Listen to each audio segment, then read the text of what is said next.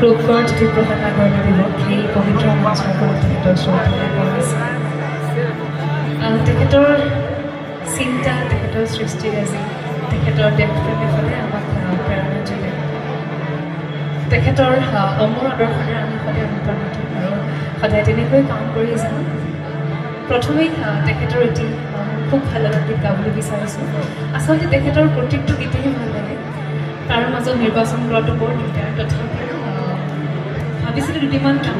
সময় যিহেতু বহুত বেছি সলনি হৈ গৈছে এইটোৱে গাইছোঁ